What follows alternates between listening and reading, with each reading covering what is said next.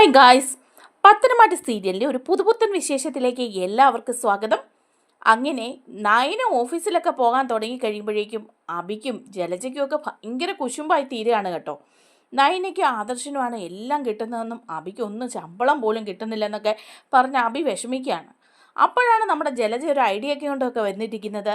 കരൾ കൊടുത്ത പെൺകുട്ടിയെ കാണിച്ചു കൊടുക്കാൻ ദേവയാനിക്ക് അങ്ങനെ കുറേ പണം അങ്ങ് തട്ടിയെടുക്കാന്ന്. അത് രണ്ടുപേരും കൂടെ അങ്ങ് പ്ലാൻ ചെയ്യുകയാണ്. അത് നടപ്പിലാക്കാനും പോവാണ്. ആ വിശേഷങ്ങളാണ് നമ്മൾ പങ്കുവയ്ക്കാൻ പോകുന്നത്. നമ്മുടെ വീഡിയോ ഇഷ്ടമാകുമ്പോൾ ഒന്ന് ലൈക്ക് ചെയ്യാൻ ആരും മറക്കല്ലേ. അതുപോലെ തന്നെ ചാനലൊന്ന് സബ്സ്ക്രൈബ് ചെയ്ത് സപ്പോർട്ട് ചെയ്യും കൂടി വേണേ. അബിയും ജലജയും കൂടി നിന്ന് സംസാരിക്കുന്നുണ്ട്. ആദർശിന് എല്ലാ സൗഭാഗ്യങ്ങളും കിട്ടുകയാണെന്ന് പറയാനാണ്. അപ്പോൾ അബി പറയുന്നുണ്ട്, എനിക്കാണെങ്കിൽ കുറച്ച് പൈസ കൈ നിറച്ച് കിട്ടിക്കൊണ്ടിരുന്ന അതും ഇല്ലാതാക്കിയത് ഈ ആദർശാണ്.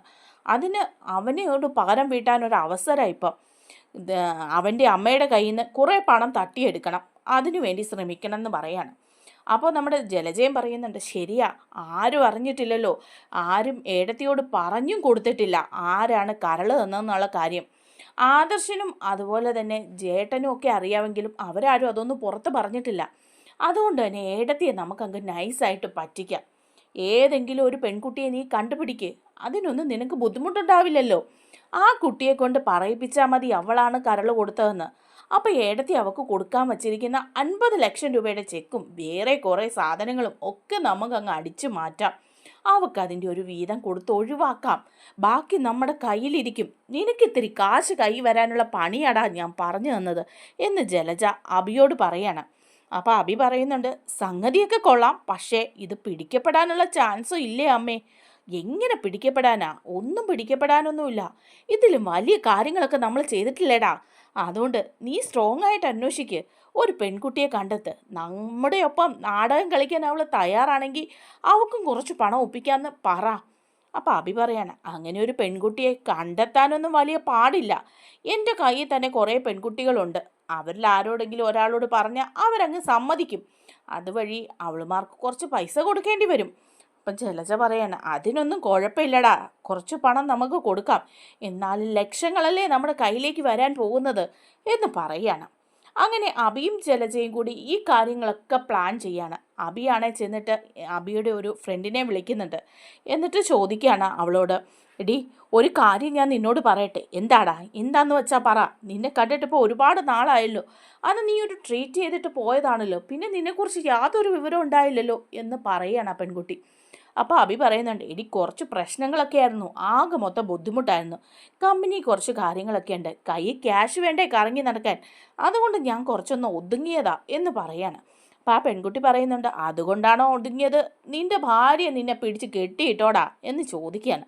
അപ്പോൾ അബി പറയുന്നുണ്ട്, പിന്നെ അതിനവൾ ഒന്നുകൂടി ജനിക്കണം ഈ അബിയെ കെട്ടിയിടാൻ. അബി ഇപ്പോഴും ഫ്രീ ബേർഡായിട്ട് ഇങ്ങനെ പറന്ന് തന്നെ നടക്കുവാടി എന്ന് പറയുക. അപ്പോൾ അവൾ പറയുന്നുണ്ട്, അതേ എടാ, എന്താ ചെയ്യണ്ടേ? നീ ഇപ്പം എന്താ വിളിച്ചേ? എന്തേലും കാര്യമില്ല നീ വിളിക്കില്ല, നമുക്കൊന്ന് മീറ്റ് ചെയ്യണ്ടേടാ എന്ന് ചോദിക്കുകയാണ്. അപ്പോൾ അബി പറയുന്നുണ്ട്, എടി അനു, ഒരു കാര്യം ഞാൻ പറയാം, നീ ഇന്നെ എനിക്കൊന്ന് കാണണം, വിശദമായിട്ടൊന്ന് കാണണം എന്ന് പറയാണ്. അങ്ങനെ അബി ആ പെൺകുട്ടിയെ കാണുകയാണ് കേട്ടോ. എന്നിട്ട് പറയുന്നുണ്ട്, അനു, നിന്നോട് എനിക്കൊരു കാര്യം പറയാനുണ്ട്. എന്താടാ? എന്താന്ന് വെച്ചാൽ പറ. അതെ, ഒരു ചെറിയ നാടകം കളിയാണ്, നീയും അതിലൊരു പാർട്ടാവണം.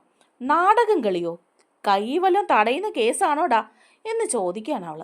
അപ്പം അബി പറയുന്നുണ്ട്, എടി തടയൂടി, കുറച്ചൊക്കെ തടയും, ലക്ഷങ്ങൾ തന്നെ തടയും. എന്താ എന്താ എന്താ ഞാൻ ചെയ്യണ്ടേ? അതെ, ഞാനും അമ്മയും കൂടി ഒരു പ്ലാൻ ചെയ്തിട്ടുണ്ട്. ഞങ്ങളുടെ അമ്മായിക്ക് ഒരു സർജറിയൊക്കെ ഈയിടെ കഴിഞ്ഞു. ലിവർ അങ്ങ് ട്രാൻസ്പ്ലാന്റ് ചെയ്തതാണ്. ആ ലിവർ കൊടുത്തത് ആരാണെന്നുള്ള കാര്യം അമ്മായിക്ക് അറിയില്ല. അതുകൊണ്ട് ആ പെൺകുട്ടിയായിട്ട് നീ അങ്ങ് അഭിനയിക്കണം. അപ്പം അനു പറയാണ്, അത് ആ പെൺകുട്ടിയായിട്ട് ഞാനെങ്ങനെ അഭിനയിക്കാനാ? എൻ്റെ ലിവറൊന്നും എടുത്തിട്ടില്ലല്ലോ, പിന്നെ അവർക്കൊക്കെ അറിയായിരിക്കും, എന്നെ കണ്ട അങ്ങനെയൊന്നും തോന്നുമോ? അപ്പോൾ അബി പറയാ, എടി എല്ലാം ഞാൻ പറഞ്ഞു തരാം. ഈ അമ്മായിക്ക് ലിവർ കൊടുത്ത പെൺകുട്ടി ആരാണെന്ന് അമ്മായിക്കും അറിയില്ല. അതുകൊണ്ട് ആ പെൺകുട്ടിക്ക് കൊടുക്കാൻ ലക്ഷങ്ങൾ അമ്മായി വച്ചിരിക്കുന്നത്. അതാരാണെന്ന് അറിയാത്തത് കൊണ്ട് അന്വേഷിച്ച് നടക്കുക. ഇപ്പം നീയാണെന്ന് പറഞ്ഞു വരുത്തിക്കഴിഞ്ഞാൽ അതിനൊരു പ്രശ്നവും. ആ ലക്ഷങ്ങൾ നിൻ്റെ കയ്യിൽ വരും. അതിലൊരു വീതം നിനക്ക് തന്നിട്ട് ബാക്കി ഞങ്ങളങ്ങ് മുക്കും.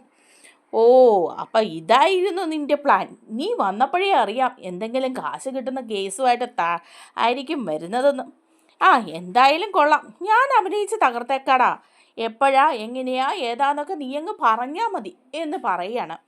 അങ്ങനെ ജലജയും അഭിയും കൂടെ തീരുമാനിക്കുകയാണ് ദേവയാനിയെ ഈ വിവരം അറിയിക്കുക. കുട്ടിയെ കണ്ടെത്തിയിട്ടുണ്ട്, അതുകൊണ്ട് തന്നെ അവക്ക് വേണ്ട സമ്മാനങ്ങളൊക്കെ ആയിട്ട് നമുക്കങ്ങ് പോകാമെന്ന്. അങ്ങനെ ദേവയാനിയോട് പറയാണ് കേട്ടോ ജലജ, ഏടത്തി എനിക്കൊരു കാര്യം പറയാനുണ്ട് ഏടത്തിയോട്. എന്താ ജലജെ, എന്ത് കാര്യ? അപ്പോഴേക്കും ജലജ പറയാണ്, അത് നൈന ഇപ്പോൾ ഓഫീസിലൊക്കെ പോകാൻ തുടങ്ങിയതുകൊണ്ട് അവൾക്ക് കുറച്ച് അഹങ്കാരം കൂടുതലാണെന്ന് ഞാൻ പറഞ്ഞ ഏടത്തേക്ക് വല്ലതും തോന്നുമോ? അപ്പോൾ ഉടനെ ദേവയാനി പറയാ, അതെന്താ ജലജെ അങ്ങനെ എന്നോടൊരു ചോദ്യം? അവക്കല്ലെങ്കിലും ഭയങ്കര അഹങ്കാരമാണെന്ന് ഞാനെപ്പോഴും പറയുന്നല്ലേ, പിന്നെ നീ എന്താ ഇപ്പൊ വീണ്ടും അങ്ങനെ ചോദിച്ചേ?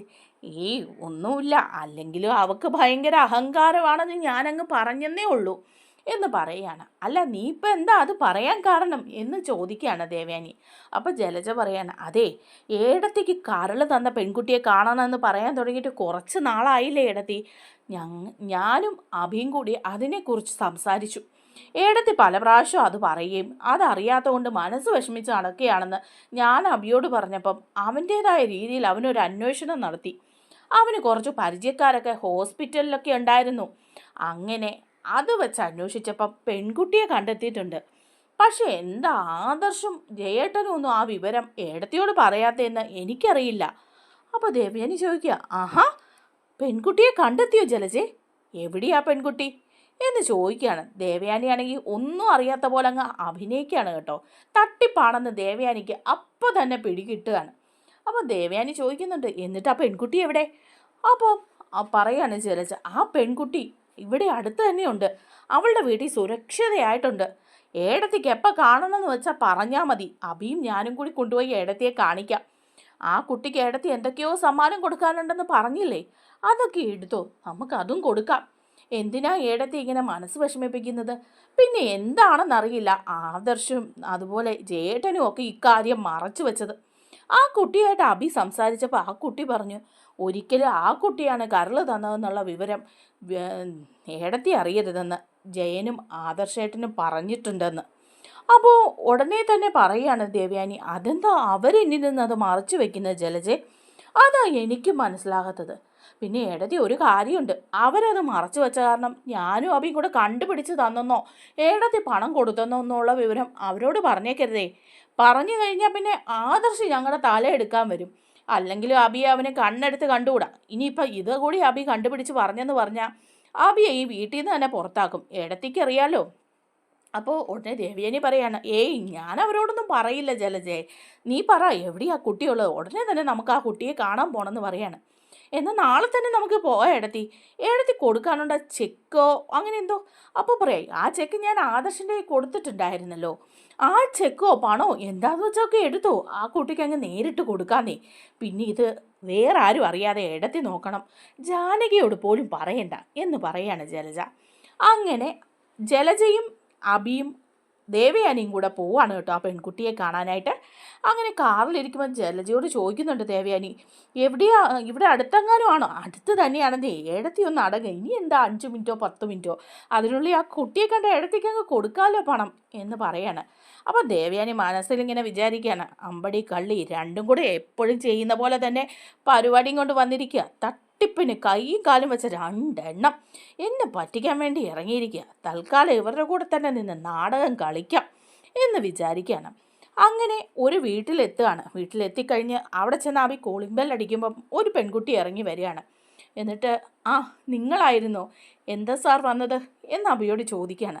അപ്പോൾ അബി അകത്തേക്ക് വിളിച്ചുകൊണ്ട് പോവാണ് ദേവയാനിയെ. എന്നിട്ട് പറയുന്നുണ്ട്, ദേ അനു, ദേ ഈ ഈ മേഡത്തിനാണ് അനു കരള് കൊടുത്തത്, അനുവിനത് അറിയായിരുന്നോ എന്ന് ചോദിക്കുമ്പോൾ ആ കുട്ടി പറയാണ്, എനിക്കറിയായിരുന്നു മേഡത്തിനെ, പക്ഷേ ഞാനൊന്നും ആഗ്രഹിക്കുന്നില്ല, ഒരു ദാനം ചെയ്തതല്ലേ, അപ്പോൾ പണമൊക്കെ തരാമെന്ന് എന്നോട് പറഞ്ഞിരുന്നു, പക്ഷേ ഞാനതൊന്നും ആഗ്രഹിക്കാത്തത് കൊണ്ട് ആരാ എന്താണെന്ന് അറിയിക്കാൻ താല്പര്യപ്പെട്ടില്ല എന്ന് പറയാണ്. അപ്പോൾ ദേവയാനി ചോദിക്കുക, അതെന്താ കുട്ടിക്ക് ഞാൻ കുറച്ച് ക്യാഷ് തരുമായിരുന്നല്ലോ, പിന്നെ എന്തുകൊണ്ടാണ് കുട്ടി എന്നിൽ നിന്ന് അത് മറച്ചു വെച്ചത്? അത് മേഡത്തിൻ്റെ മകനും സാറും ഒക്കെ പറഞ്ഞു ഈ കാര്യം ആരോടും പറയണ്ട, അങ്ങനെ പറഞ്ഞാൽ ഭയങ്കര പ്രശ്നങ്ങളാവുമെന്ന്. അതുകൊണ്ട് ഞാൻ പറയാതിരുന്ന. കാശിനൊക്കെ നല്ല ബുദ്ധിമുട്ടുണ്ട് മേഡം, നല്ല ബുദ്ധിമുട്ടിയാണ് ഞങ്ങൾ ജീവിക്കുന്നത്. കുറച്ച് പണം കിട്ടിയാൽ നല്ലതായിരുന്നു, പക്ഷേ അതൊന്നും കിട്ടാത്തത് കൊണ്ട് പിന്നെ ഞങ്ങൾ ഒന്നിനും വന്നില്ലെന്നേ ഉള്ളൂ. മേഡം അറിഞ്ഞെന്തെങ്കിലും തന്നങ്ങ് സഹായിക്കണം എന്നാ കുട്ടി പറയാണ്. അപ്പോഴേക്കും ദേവയാനി പറയുന്നുണ്ട്, ആ ഞാൻ സഹായിക്കാമല്ലോ, അല്ലേലും ആ കുട്ടിയെ സഹായിക്കണമെന്ന് വെച്ച് തന്നെ ഇരിക്കുകയായിരുന്നു എന്ന്. അപ്പോൾ ജലജ പറയാണ്, അതെ ആ 50 ലക്ഷം രൂപയുടെ ചെക്ക് കൊടുത്തിട്ടുണ്ടായിരുന്നു പറഞ്ഞില്ലേ, അതങ്ങ് കൊടുക്ക് ഏടത്തി. അപ്പോൾ ഉടനെ ദേവയാനി പറയാണ്, അത് ജലജ എങ്ങനെയാണ് കൊടുക്കുക? ആ ചെക്ക് ഞാൻ ആദർശിൻ്റെ കൈ കൊടുത്ത് ഈ കുട്ടിയുടെ കൈ കൊടുത്തെന്നാണല്ലോ അവൻ പറഞ്ഞത്. ചെക്ക് മാറിയിട്ടുമില്ല. അപ്പോൾ കുട്ടിയുടെ കയ്യിൽ തന്നെ ആ ചെക്ക് ഉണ്ടാവും. ഉണ്ട്, അത് നോക്ക്, ആദർശ് കൊണ്ട് തന്നില്ലേ, അവൻ കള്ളത്തരമൊന്നും പറയില്ല. അപ്പോൾ പെട്ടെന്ന് ആ കുട്ടി അങ്ങ് പരുങ്ങുകയാണ്. എന്നിട്ട് പറയാണ്, ആ എൻ്റെ കയ്യിൽ ആ ചെക്ക് ഉണ്ടായിരുന്നു, അയ്യോ ഞാനത് എവിടെയോ വെച്ച് മറന്നെന്ന് തോന്നുന്നു, എവിടെയാണെന്ന് നോക്കട്ടെ, ഉണ്ടെങ്കിൽ എടുത്തോണ്ട് വാ, അത് അടുത്ത ദിവസം തന്നെ പ്രസൻറ്റ് ചെയ്ത് ക്യാഷ് എടുത്തോ, കുഴപ്പമില്ല എന്ന് പറയാണ്. അപ്പം ശരി, കുട്ടി അടുത്ത ദിവസം തന്നെ ആ ക്യാഷ് അങ്ങ് എടുത്തോണം കേട്ടോ എന്ന് പറയുക. അപ്പോൾ ആകെപ്പാടെ എല്ലാം പൊട്ടിപ്പൊളിഞ്ഞല്ലോ എന്ന് മനസ്സിലാകുകയാണ് കേട്ടോ നമ്മുടെ ജലജയ്ക്കും അഭിക്കും. ജലജ അഭിയും കൂടെ നിന്ന് പറയുന്നുണ്ട്, എടാ ഇത് പണിയായല്ലോ, ചെക്ക് ഇവളുടെ കയ്യിലല്ലല്ലോ ആദർശ് കൊടുത്തത്, യഥാർത്ഥത്തിലുള്ളവളുടെ കയ്യിലല്ലേ, അപ്പോൾ പിന്നെ എങ്ങനെ ഇവള് ക്യാഷ് മാറിയെടുക്കും, ഇനി നമ്മളിപ്പോൾ എന്താ ചെയ്യുക? അപ്പോൾ അഭി പറയുക, ആകെപ്പാടെ പൊളിഞ്ഞു, ഇനി പോകുന്ന വഴിക്ക് ഒന്നുകൂടി നമുക്ക് പറഞ്ഞു നോക്കാം അമ്മായിയോട് എന്ന് പറയാണ്. അങ്ങനെ തിരിച്ചു പോവുകയാണ് ദേവയാനി ആ കുട്ടിയെ കണ്ട് നന്ദിയൊക്കെ പറഞ്ഞിട്ട്. അപ്പോൾ പോകുന്ന വഴി തന്നെ അഭി ചോദിക്കുകയാണ്, അമ്മായി ആ പണത്തിൻ്റെ കാര്യം ആ കുട്ടിക്ക് എന്തെങ്കിലും പണമോ സ്വർണമോ കൊടുക്കണ്ടായിരുന്നോ? എടാ അത് ഞാൻ കൊടുത്തിട്ടില്ലേ ചെക്ക് എന്നൊക്കെ ചോദിക്കുമ്പോൾ ജലജ പറയാം, അത് പോരാ വേറെ എന്തെങ്കിലും. അപ്പോൾ ദേവയാനി പറയാണ്, ദേവി ഇത് വണ്ടിയൊന്ന് നിർത്തുമോ നിങ്ങൾ എന്ന് ചോദിക്കുകയാണ്. എന്താ അമ്മായി എന്ന് ചോദിക്കുക, അല്ല നീ വണ്ടി നിർത്ത് എന്ന് പറയാണ്. ദേവയാനി വണ്ടിയിൽ നിന്ന് വെളിയിലോട്ട് ഇറങ്ങിയിട്ട് പറയാണ്, ദേ രണ്ടെണ്ണം ഒരുപാട് വിളച്ചിലും കള്ളത്തരമായിട്ട് നടക്കുന്നുണ്ട് അനന്തപുരിയിൽ, എൻ്റെ അടുത്തും അതും കൊണ്ട് വരണ്ട. ഇപ്പം രണ്ടും അഭിനയിച്ച നാടകം കൊള്ളാം, ഞാനും കൂടെ നിന്നേ ഉള്ളൂ. നിങ്ങൾ വിചാരിക്കുന്ന പോലൊന്നും അല്ല, ആരും അറിഞ്ഞിട്ടില്ല ഞാൻ എനിക്ക് കരള് തന്ന കുട്ടിയെ കണ്ടെത്തി. അതാരാണെന്ന് വെളിപ്പെടുത്താൻ എനിക്ക് താല്പര്യമില്ല. ആ കുട്ടിക്ക് വേണ്ടതെല്ലാം ഞാൻ ചെയ്തു കൊടുക്കുന്നുമുണ്ട്. പിന്നെ നിങ്ങളെയൊന്നും അത് ബോധിപ്പിക്കേണ്ട കാര്യം എനിക്കില്ല.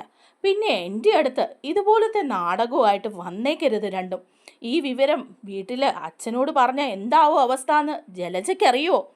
അപ്പോൾ ജലജ പറയാണ്, അയ്യോ ഏടത്തി ഞാനത് ഒന്നും വിചാരിച്ചല്ല, ഏടത്തിയുടെ മനപ്രയാസം മാറിക്കോട്ടെ എന്ന് വിചാരിച്ച.